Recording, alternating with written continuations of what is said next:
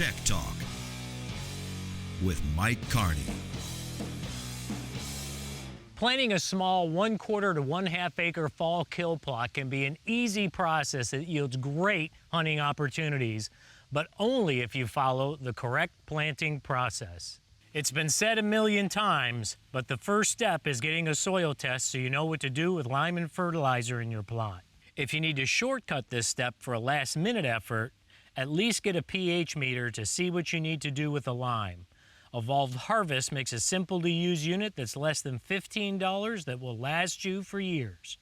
Once you determine pH and how much lime you need, get it broadcast and incorporated into the plot at least 30 days before you plant. If you have choices, get your ag lime as finely crushed as possible, as it will interact with the soil the fastest. Pelletized lime is also fine, just realize it will take longer to interact with the soil and to adjust the pH into the magic 6 to 7 range. Now you need to get the plot ready to plant. If there's a lot of plant matter in the plot, mow it down and come back in a week and apply glyphosate to kill all growing matter. If there's minimal plant matter to deal with, you can just get by mowing it as low as possible. Depending on what agricultural tools you have available, you now need to disc or use a rotary tiller to prepare the seedbed. Once that's accomplished, you need to cultipack the plot to create a firm seedbed.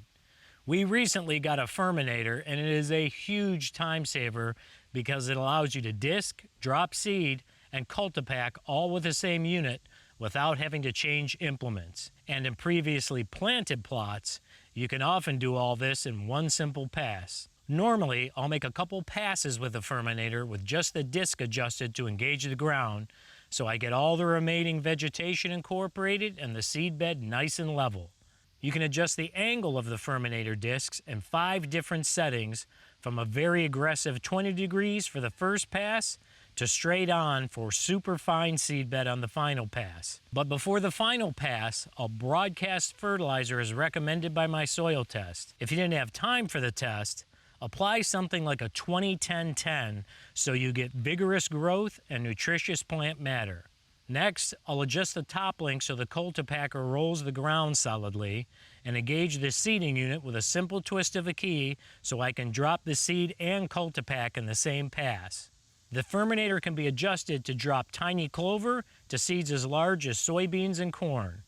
Seeder adjustment rates are inside the lid for all popular seed types. One of my absolute favorite fall kill plot mixes is winter peas from Evolved Harvest, which comes packed to plant a 1/4 acre. Winter peas are an ice cream plant to deer, and this mix also has the attraction of oats and triticale plus clover. The clover and triticale are a real bonus, as they will generally persist and start regrowing in spring, providing additional nutrition for your deer.